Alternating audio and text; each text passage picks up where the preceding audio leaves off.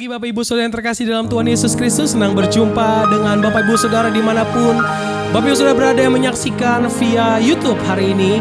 Kita percaya bahwa Tuhan kita ada selalu bersama dengan setiap kita. Dan selamat datang dan beribadah di Galilea Community of Christ. Saya senang sekali berjumpa dengan Bapak Ibu Saudara walaupun secara online, tetapi kita percaya kita satu di dalam Tuhan. Mari kita mau bersuka cita, kita memuji Tuhan. Haleluya. Hey. Dimanapun saudara berada dari Sabang sampai Merauke, tidak pandang dari suku mana, tidak pandang dari gereja mana, kita satu di dalam Tuhan sebagai tubuh Kristus. Haleluya.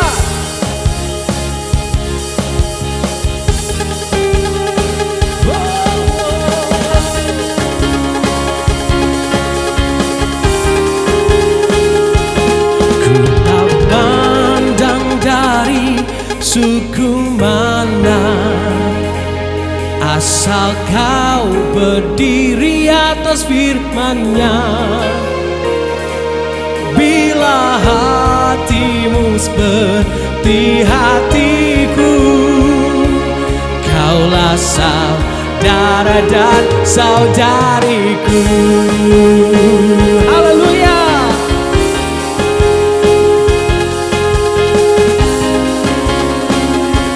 Sama-sama bertepuk tangan. Ku tak pandang dari gereja mana, ku tak pandang dari gereja mana, asal kau berdiri atas firman-Nya. Bila hatimu seperti hatiku, kaulah saudara dan saudariku. Ku kasihi kau dengan kasih Tuhan. Ku kasihi kau dengan kasih Tuhan. Ku lihat di wajahmu kemuliaan Raja. Ku kasihi kau dengan kasih Tuhan. Haleluya. Ku kasihi kau dengan kasih Tuhan. Ku kasihi kau dengan kasih Tuhan. Ku lihat di wajahmu kemuliaan Raja. Ku kasihi kau dengan kasih. Dalam Yesus kita bersaudara. Dalam Yesus kita bersaudara. Amin. Dalam Yesus kita bersaudara. Dalam Yesus kita bersaudara sekarang dan selamanya. Dalam Yesus kita bersaudara. Hey! Dalam Yesus ada sukacita, ada sukacita dalam Tuhan. Dalam Yesus ada sukacita. Dalam Yesus ada sukacita sekarang dan selamanya. Dalam Yesus ada sukacita. Dalam Yesus ada sukacita. Dalam Yesus kita bersaudara. Dalam Yesus kita bersaudara. Haleluya.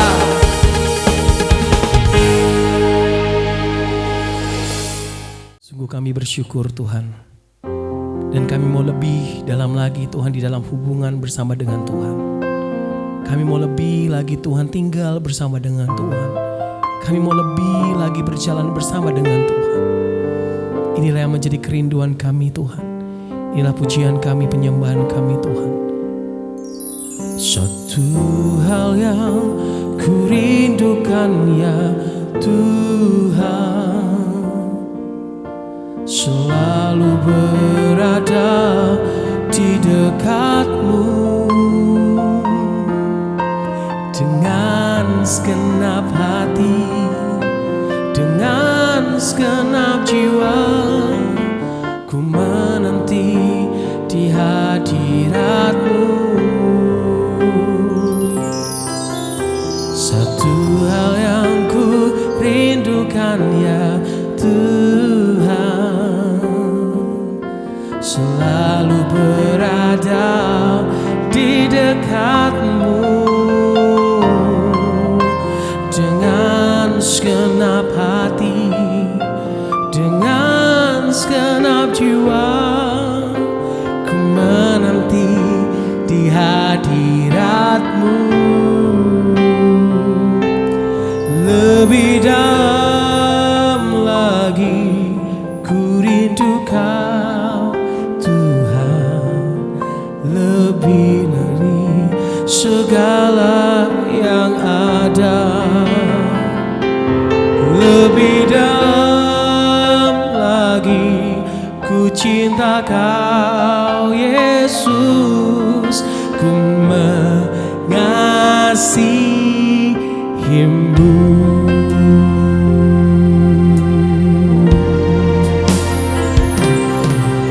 Satu hal yang ku rindukan ya Tuhan, selalu berada di dekatmu. Dengan segenap hati, dengan segenap jiwa, ku menanti di hadiratmu. Sekali lagi sama-sama. Satu hal yang ku rindukan ya Tuhan, selalu berada di dekatmu. Dengan segenap hati, dengan segenap jiwa, ku menanti di hadiratmu. Lebih dalam lagi ku rindu Kau Tuhan, lebih lagi segala yang ada. Lebih dalam lagi ku cinta Kau Yesus, ku mengasihi. Sekali lagi sama-sama. Lebih dalam, oh, lebih dalam lagi ku rindu Kau Tuhan, lebih dari segala yang ada. Lebih dalam lagi ku cinta Kau Yesus, ku mengasihi. Kita mau sembah Dia, haleluya. Kami bersyukur Tuhan atas anugerah-Mu yang besar, haleluya.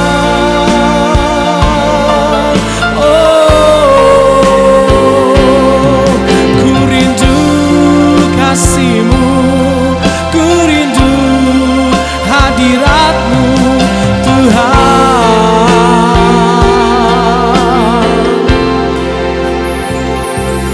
Lebih dalam lagi ku rindu Kau Tuhan, lebih dari segala yang ada. Lebih dalam lagi ku cinta Kau Yesus, ku mengasihi.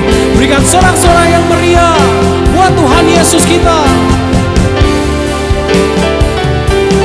Lebih dalam lagi ku rindu Kau Tuhan, lebih dari segala yang ada.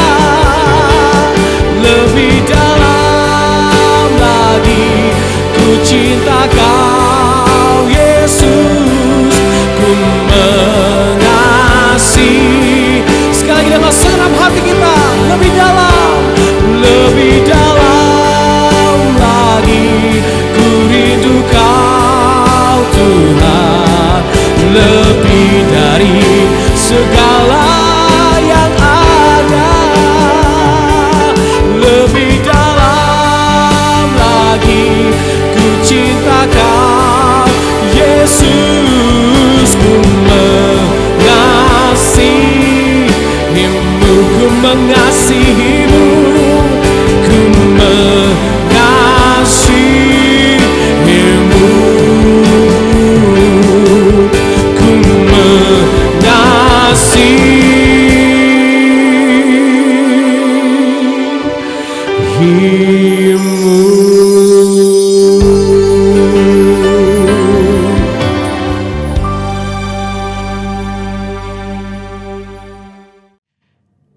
Shalom jemaat di Galilea Community of Christ. Senang sekali saya bisa melayani Anda melalui ibadah online. Perkenalkan, saya Henny Kristianus, founder dari Yayasan Tangan Pengharapan dan pastor dari CKI Impact Community Indonesia.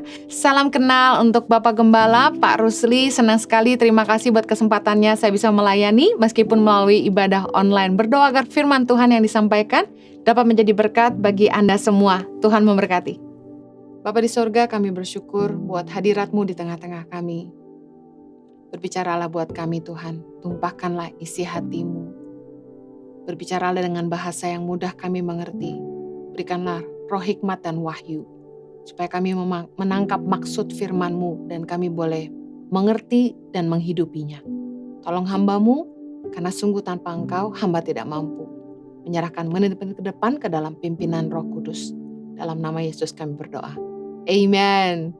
Shalom, salam damai sejahtera bagi kita semua. Senang sekali saya bisa kembali melayani Anda dalam ibadah online. Hari ini saya akan bicara tentang gaya hidup. Standar hidup dan tujuan hidup kita akan menentukan gaya hidup kita. Setiap orang pasti punya gaya hidup. Kita harus menetapkan hati, kita mau hidup dengan standar seperti apa. Kita harus tetapkan hati. Sangat sederhana, mewah, atau super mewah. Saya pribadi memilih gaya hidup sehari-hari sederhana. Bagi saya, kemewahan hanya sebuah hiburan sesekali saja. Mewah bagi saya adalah ketika saya punya waktu berkualitas bersama dengan keluarga tanpa perlu dikejar-kejar jadwal pelayanan. Satu hari, Axel anak saya yang bungsu bertanya kepada saya, "Mama, do you like to have a house like a mansion? Mama mau nggak punya rumah seperti istana?" Terus saya jawab, "I don't think so. Mama lebih suka rumah yang homey. Saya lebih suka rumah yang terasa hangat. Kalau rumahnya terlalu besar, saya bilang nanti kita jarang ketemu." Terus Axel bilang, "Oh iya ya Ma, nanti cuma mau ke kamar mama aja, mesti lari-lari jauh," katanya. Saya percaya bahwa setiap orang pasti punya standar hidup, keinginan, bagaimana mereka mau hidup. Nah, tidak ada yang salah dengan keinginan hidup mewah atau super mewah kalau Anda mampu. Tapi masalahnya kebanyakan orang menginginkan gaya hidup yang berlebihan, melampaui kemampuan mereka. Nah, menurut saya gaya hidup sederhana itu membuat segala sesuatu jadi lebih mudah. Karena seringkali ambisi dan keinginan manusia itu nggak ada habisnya. Belum pernah saya ketemu orang kaya yang merasa cukup kaya lalu bisa berkata cukup untuk uang. Karena uang selalu membuat orang merasa kurang. Pengkhotbah 5 ayat 10 bilang gini, "Siapa mencintai uang tidak akan puas dengan uang.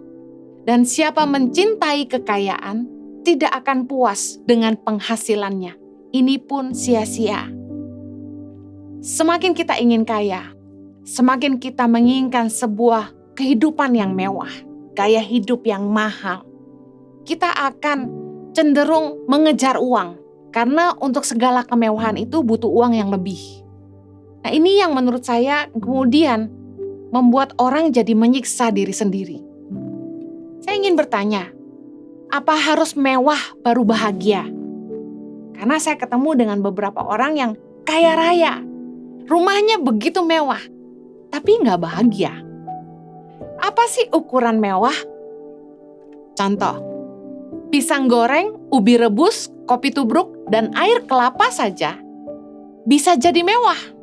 Tergantung penyajiannya dan makan di mana. Contoh, pisang goreng di restoran bintang 5 harganya pasti seperti 1 truk pisang goreng kalau kita beli di kampung. Tergantung bagaimana kita menyajikannya dan dimakan di mana dan bersama siapa. Sebenarnya kemewahan itu pilihan. Kita bisa tetap sederhana tapi terasa mewah. Yang membuat hidup kita berkualitas itu bukan karena gaya hidup yang mewah atau mahal, high living cost. Karena kalau kita mau sadar, makanan yang sehat itu malah makanan yang sederhana. Less meat, the better. Orang kalau udah mulai harus diet, harus makan makanan sehat, makin sederhana makanan yang mereka harus makan. Telur hanya direbus aja, ayam hanya dikukus aja, gak boleh banyak garam, gak boleh banyak lemak, dan akhirnya gak boleh makan gorengan, gak boleh makan bakmi, dan lain sebagainya. Malah orang yang udah mulai diet, udah gak makan daging lagi hari ini. Teman-teman saya beberapa sudah tidak makan daging. Malah hidup yang sehat itu menurut saya malah sederhana. Kalau kita ingin sehat, hiduplah sederhana. Semakin sederhana gaya hidup kita akan terhindar dari hutang, korupsi karena ambisi mengejar uang demi kemewahan, tidak stres karena tidak ada keinginan memiliki sesuatu yang kita gak bisa capai. Banyak orang yang gak bisa beli ini stres, gak bisa punya itu stres. Kalau hidup sederhana itu segala sesuatu jadi lebih mudah. Cinta uang itu memperbudak kita. Mungkin kita akan mentertawakan orang yang hidup tanpa ambisi. Tapi kita tidak sadar, sebenarnya cinta uang telah memperbudak banyak orang. Mereka hidup dipimpin oleh uang. Segala sesuatu diukur dari pandangan uang. Pengkhotbah 6 ayat kedua. Orang yang dikaruniai Allah kekayaan, harta benda dan kemuliaan, sehingga ia tak kekurangan suatu pun yang diingininya. Tetapi orang itu tidak dikaruniai kuasa oleh Allah untuk menikmatinya, melainkan orang lain yang menikmatinya. Inilah kesia-siaan dan penderitaan yang pahit. Justru yang menjadi ukuran orang hidup diberkati itu bukanlah seberapa banyak yang mereka bisa miliki, karena keinginan tidak ada puasnya. Orang ini punya kekayaan, harta benda, kemuliaan, tidak kekurangan, semua yang dia mau dia bisa beli. Tetapi dikatakan firman Tuhan, dia tidak dikaruniai kuasa oleh Allah untuk menikmati. Jadi harta dan kemampuan kita membeli apapun yang kita mau bukanlah ukuran orang itu diberkati oleh Tuhan. Karena ukuran orang diberkati adalah diberi kuasa oleh Tuhan untuk menikmati hidup ini. Kita nggak bisa ngetawain orang yang mungkin hidupnya sederhana, tapi mereka bahagia. Kita nggak bisa bilang, jangan jadi orang yang cepat puas. Hidup kok nggak punya ambisi, hidup kok nggak punya mimpi. Karena saya ketemu dengan orang-orang yang miskin, hidupnya sangat sederhana, rumahnya tidak begitu layak, makan pun seadanya. Tapi saya lihat mereka hidup damai sejahtera. Bahkan mereka tidak merasa susah. Kalau nggak dikasih tahu sama orang luar bahwa mereka susah, mereka nggak merasa susah. Sementara saya lihat orang yang kaya raya, rumahnya besar, punya aset di mana-mana, tapi stres hidupnya. Selalu ngeluh, seperti hidup nggak ada cukupnya. Cinta uang itu membuat hidup orang menderita. Biasa pegang uang banyak, sekalinya nggak bisa pegang uang banyak, langsung stres sekali hidupnya. Apakah punya harta yang banyak adalah ukuran kebahagiaan? Cinta uang itu justru membuat hidup kita menderita. 1 Timotius 6 ayat 10 bilang begini, karena akar segala kejahatan ialah cinta uang. Sebab oleh memburu uanglah beberapa orang telah menyimpang dari iman dan menyiksa dirinya dengan berbagai-bagai duka. Kenapa orang sampai memburu uang? Karena mereka punya target, ambisi yang terlalu tinggi. Mereka punya keinginan untuk lebih kaya, punya lebih. Mereka nggak puas dengan seberapa banyak yang mereka miliki. Firman Tuhan katakan, akhirnya mereka menyimpang dari iman. Karena demi uang, mengejar uang, orang akhirnya korupsi, nipu sana sini, menyimpang dari iman, tidak hidup dalam kebenaran, menyiksa diri dengan berbagai duka. Gimana nggak hidup dalam duka? Orang jam 5 sudah bisa pulang ke rumah, istirahat bersama keluarga. Orang yang kerja habis-habisan demi kaya, demi dapat uang lebih banyak, kerja nggak ada jamnya. Tidur kurang, fisik nggak dijaga, nggak pernah liburan, nggak pernah nikmati waktu sama keluarga. gak punya momen istimewa sama orang-orang yang dicintai. Begitu dia tua, uangnya sudah banyak, gak bisa nikmati juga. Kita seringkali lupa bahwa arti diberkati adalah kemampuan untuk menikmati hidup ini. Kuasa dari Tuhan untuk menikmati hidup yang Tuhan beri. Bagaimana kita harus menetapkan standar hidup kita supaya jangan sampai gaya hidup kita membuat kita malah jadi budak uang. Tetapkanlah standar hidup sesuai dengan kemampuan dan panggilan. Dalam menetapkan standar hidup kita, kita harus bisa mengukur kemampuan kita dan panggilan kita. Efesus 4 ayat yang pertama bilang gini, sebab itu aku menasehatkan kamu, aku orang yang dipenjarakan karena Tuhan, supaya hidupmu sebagai orang-orang yang telah dipanggil berpadanan dengan panggilan itu.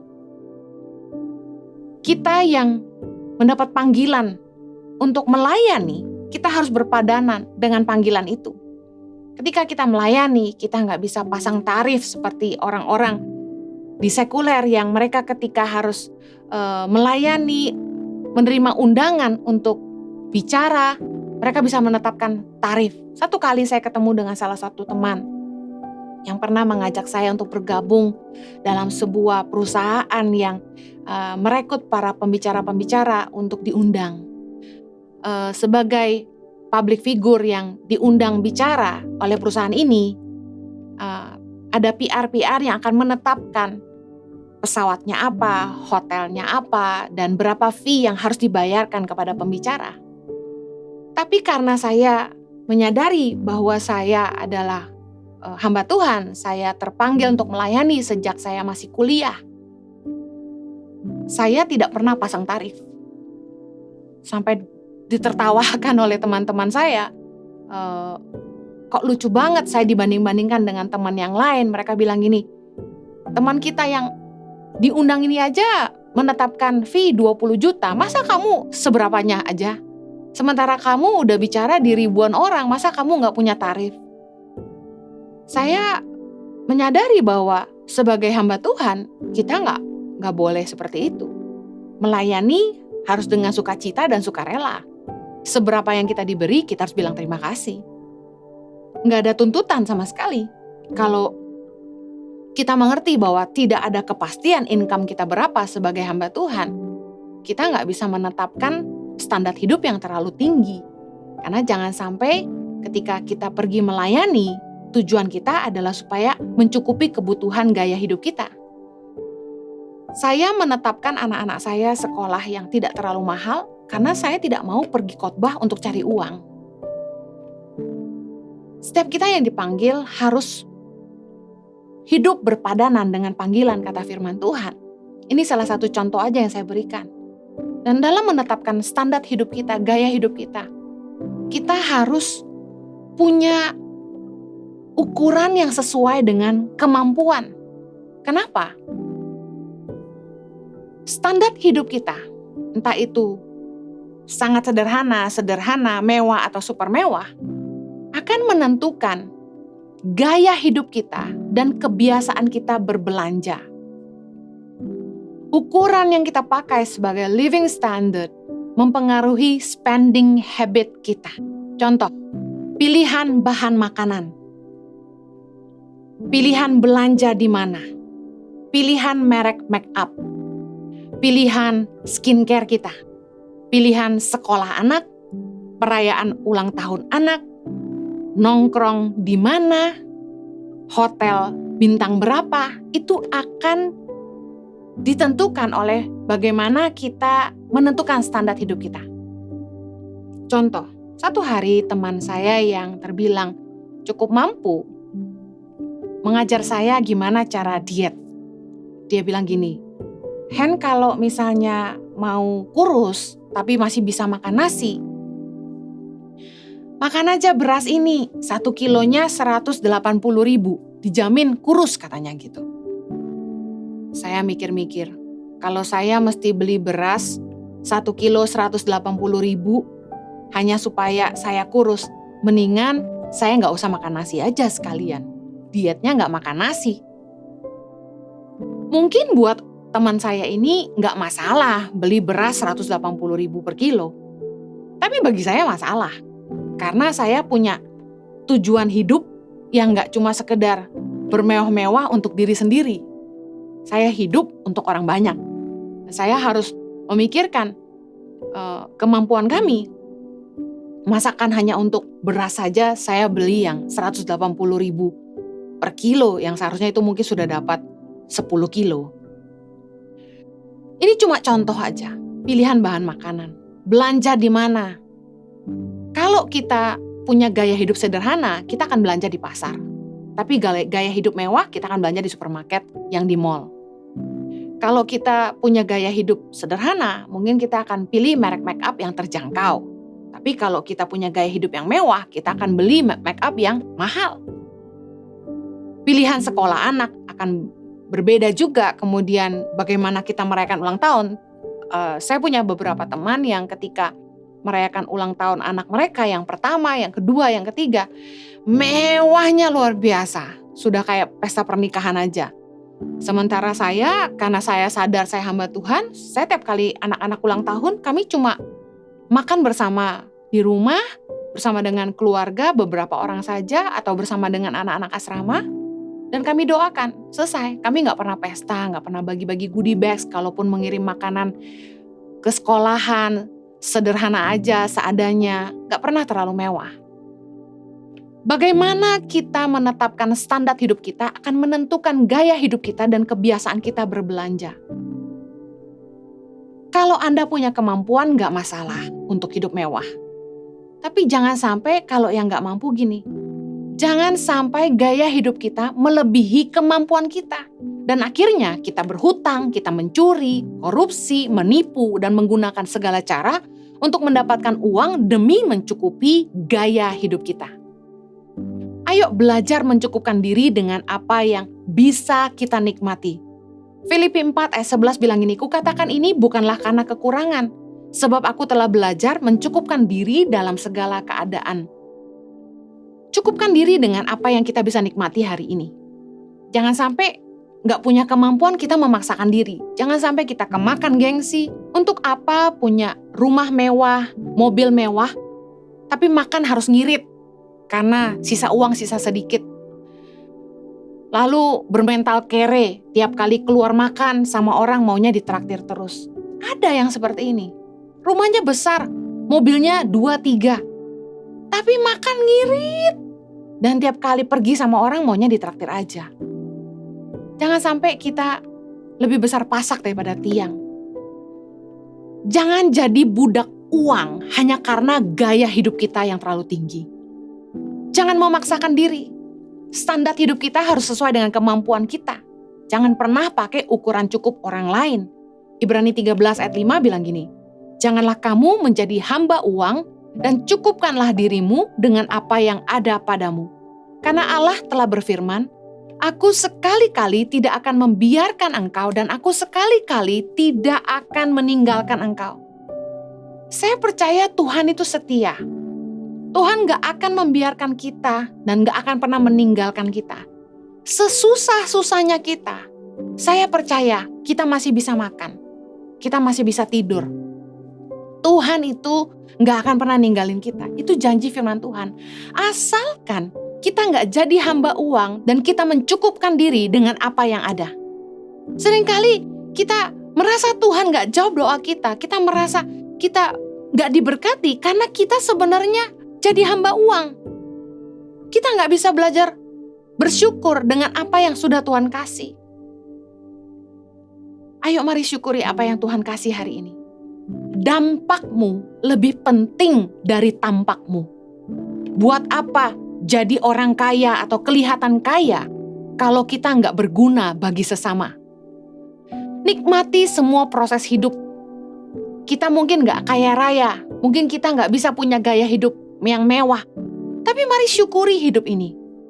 Karunia memiliki dan menikmati hidup itu berasal dari Allah. Toh kita hidup di dunia ini sementara. Apa yang bisa kita nikmati hari ini, syukuri saja. Pengkhotbah 5 ayat 19. Setiap orang yang dikaruniai Allah kekayaan dan harta benda dan kuasa untuk menikmatinya, untuk menerima bagiannya, dan untuk bersuka cita dalam jerih payahnya. Juga itu pun karunia Allah. Mari belajar mengucap syukur dengan keadaanmu hari ini. Nikmati apa yang Tuhan sudah beri.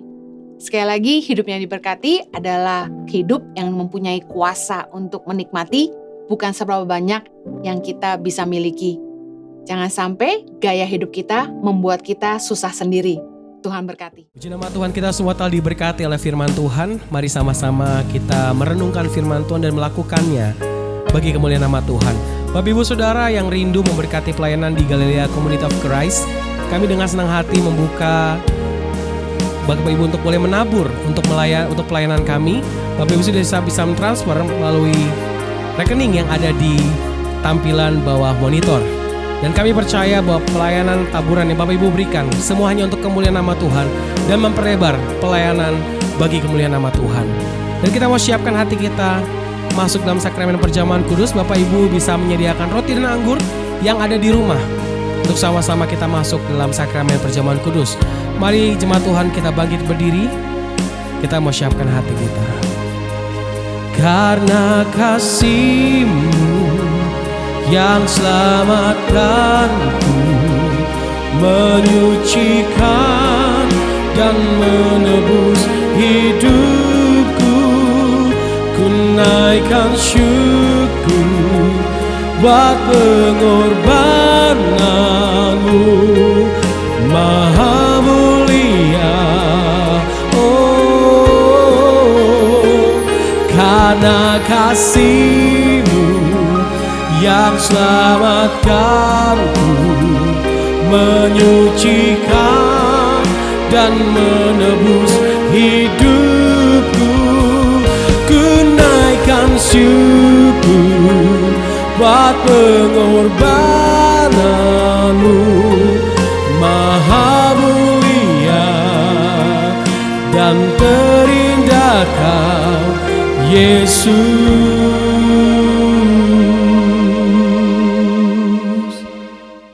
Bapak Ibu, mari kita siapkan diri untuk menerima perjamuan kudus. Dan saudara siapkan hosti dan anggur. Saudara, sebelum kita menerima perjamuan kudus, tubuh dan darah Yesus, saya akan membacakan firman Tuhan di dalam 1 Korintus pasalnya yang ke-11 ayat 23 dan ayatnya yang ke-24.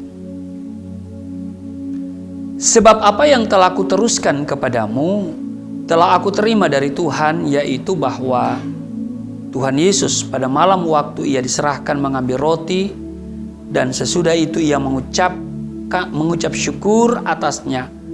Ia memecah-mecahkannya dan berkata, inilah tubuhku yang diserahkan bagi kamu, perbuatlah ini menjadi peringatan akan aku. Saya jemput kita semua berdiri, mari kita ambil hosti atau roti. Kita pegang dengan tangan kita dan di atas kepala kita. Dan katakan apa yang saya katakan, kita ucapkan bersama-sama. Di dalam nama Yesus Kristus, inilah roti yang turun dari surga. Inilah tubuh Yesus Kristus yang tergantung di atas kayu salib, yang memberikan keselamatan hidup kekal di dalam kerajaan surga, yang menyempurnakan tubuhku agar sehat sempurna, menyempurnakan jiwa dan rohku supaya dibangkitkan pada akhir zaman. Inilah tubuh Yesus Kristus yang tergantung di atas kayu salib, tertikam, tertombak, agar kami tidak terkapar di rumah sakit, tidak terkapar di meja operasi, tidak terkapar di ruang ICU, tidak lumpuh, tidak pikun, tidak koma. Aku tolak segala bentuk tumor, segala bentuk kanker, segala bentuk penyakit, kuman, virus, sakit penyakit, segala luka di tubuhku, penderitaanku, kesusahanku, kemiskinanku, kegagalanku, sudah diangkat, diselesaikan oleh Yesus Kristus di atas kayu salib. Maka hari ini aku meraih janji Tuhan Aku meraih kuasa, aku meraih mujizat. Aku disembuhkan, dipulihkan, diberkati, hidup berkemenangan. Di dalam nama Yesus Kristus. Inilah roti yang turun dari surga. Inilah tubuh Yesus Kristus. Mari kita makan.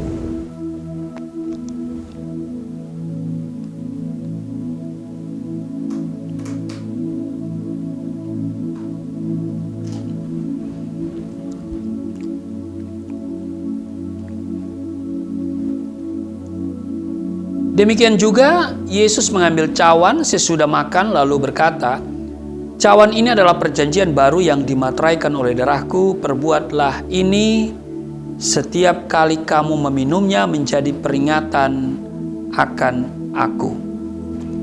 Saudara, mari kita angkat anggur.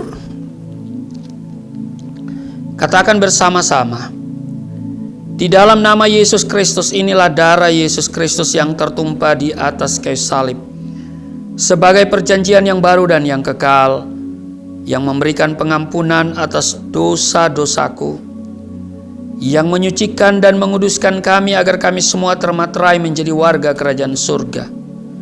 Di dalam nama Yesus Kristus, oleh kuasa darahnya dan oleh bilur-bilurnya, kami semua diselamatkan. Dan mulai hari ini, kami semua tidak sakit-sakitan, tidak migrain, tidak sakit kepala, tidak vertigo, tidak pendarahan. Aku tolak stroke, aku tolak sakit kista, segala bentuk tumor, segala bentuk kanker. Aku tolak sakit jantung, jantungku sehat, tidak dioperasi, tidak ada penyempitan. Aku tolak sakit paru-paru, paru-paruku sehat, tidak ada flek, tidak TBC, tidak sakit asma. Aku tolak sakit liver, tidak hepatitis. Aku tolak sakit ginjal, ginjalku sempurna, tidak cuci darah, tidak gagal ginjal. Aku tolak diabetes, pankreasku sempurna. Aku tolak darah tinggi, aku tolak darah rendah. Tidak ada alergi dalam tubuhku, tidak kolesterol. Sel-sel darah merah, darah putih sempurna adanya. Tidak asam urat. Aku tolak rematik, tulang-tulangku tidak keropos, saraf, pembuluh-pembuluh darah, semuanya berfungsi dengan sempurna. Darah Yesus Kristus yang mulia itu memvaksinasi tubuhku sehingga aku tidak terserang oleh COVID-19, bahkan virus-virus yang lain. Di dalam nama Yesus Kristus, inilah darah Yesus Kristus. Mari kita minum darah Yesus.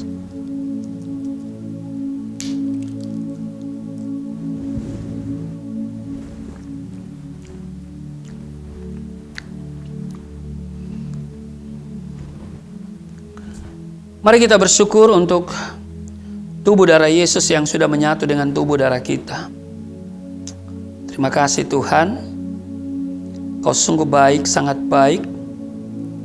Kami bersyukur kami boleh menerima tubuh darah-Mu, dan kami di dalam Engkau, Engkau tinggal di dalam kami. Engkau bertanggung jawab atas seluruh kehidupan kami. Sebab itu, terus Engkau bimbing kami supaya kami hidup berpadanan dengan Injil-Mu. Terpujilah Engkau, berkati seluruh jemaat-Mu, sahabat Galilea, jemaat Galilea Network, bahkan juga Galilea Community of Christ yang menyaksikan, mengikuti ibadah ini. Semuanya diberkati. Mereka yang sakit disembuhkan, yang letih lesu berbeban berat diberikan kelegaan, yang terikat oleh dosa dilepaskan di dalam nama Yesus. Mereka mengalami pemulihan. Berkati setiap jemaat-Mu, juga yang telah memberikan persembahan dan yang akan memberikan persembahan melalui transfer bank. Kami percaya bahwa setiap rupiah dan dolar yang mereka berikan, Tuhan kembalikan 100 bahkan 1000 kali ganda. Di dalam nama Tuhan Yesus. Dan Tuhan memberkati Yayasan Pelayanan Galilea Indonesia sebagai wadah penginjilan yang dilakukan. Dan Tuhan memberkati seluruh rencana program kerja pelayanan ke desa-desa, ke daerah-daerah, terutama ke Aceh, ke Mentawai, juga ke Nusa Tenggara Timur, dan juga ke Papua. Kami percaya bahwa Tuhan yang dapat menyediakan segala keperluan, termasuk pembiayaan-pembiayaan. Nama Tuhan ditinggikan. Dan karena itu setiap mereka yang selalu menopang Yayasan Pelayanan Galilea ini melalui donasi, mereka diberkati semuanya. Terus kami berdoa untuk bangsa dan negara. Kami percaya bangsa ini dalam rancangan Tuhan. Pemerintah Engkau berkati, juga seluruh pemimpin-pemimpin, baik itu presiden, para menteri, juga gubernur, wali kota, bupati, camat, lurah, kepala desa, RW dan RT, semuanya mereka memerintah dengan takut akan Tuhan. Wibawa surgawi ada pada mereka semua. Kami berdoa supaya COVID-19 segera berakhir dan seluruh dunia boleh bersuka cita untuk kembali kepada kehidupan yang dapat melakukan aktivitas termasuk kegiatan-kegiatan beribadah secara offline. Terima kasih Tuhan Yesus, Engkau juga yang mengajarkan punya minyak, punya anggur, janganlah dirusakkan. Maka minyak ini, minyak zaitun, ubahkan menjadi minyak urapan yang kudus, berkuasa mentahirkan, menguduskan. Orang sakit diolesi dengan minyak ini menjadi sembuh di dalam nama Tuhan Yesus. Inilah minyak urapan yang kudus, penuh kuasa, penuh kemuliaan. Nama Tuhan ditinggikan, mujizat Tuhan dinyatakan melalui sarana minyak urapan dalam nama Tuhan Yesus. Terima kasih dan kami akan menerima berkat Tuhan. Angkat tanganmu dan terimalah berkat Tuhan. Segala berkat yang dari surga mengalir dalam hidupmu di dalam nama Tuhan Yesus. Diberkatilah engkau, diberkati rumah tanggamu, diberkati suami istri, diberkati orang tua, anak cucumu, diberkati usaha bisnis, toko, daganganmu, studi dan pelayananmu. Lumbung-lumbungmu diberkati, buah kandunganmu diberkati. Anak-anakmu, anak-anak yang cerdas, generasi yang unggul, berkesempatan studi di dalam dan di luar negeri, dapat beasiswa. Apa yang kau kerjakan Tuhan buat berhasil, naik dan bukan turun, menjadi kepala dan bukan ekor. Tuhan menjaga keluar masukmu sekarang dan selamanya. Di dalam nama Tuhan Yesus aku berseru, turunlah berkat, kasih setia, penyertaan, perlindungan yang sempurna, damai sukacita, kemuliaan, kemenangan dari Bapa Surgawi, dari Yesus Kristus dalam persekutuan dengan Roh Kudus, tercurah mengalir dalam hidupmu, mulai saat ini sampai selama-lamanya. Setiap kita yang percaya dan diberkati berkata, amin.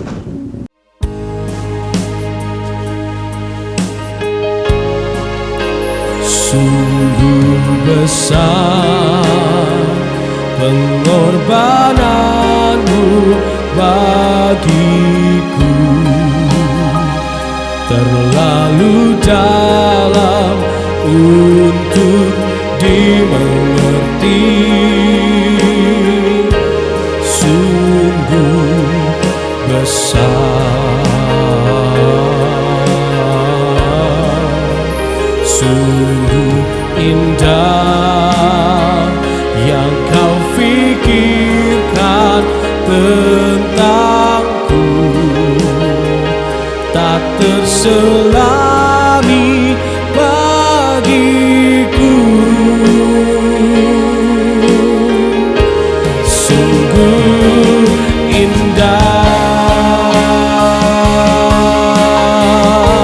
sungguh indah, sungguh indah. Ibadah kita telah selesai, sampai berjumpa kembali dalam program Galilea Community of Christ. Tuhan Yesus memberkati setiap kita. Shalom.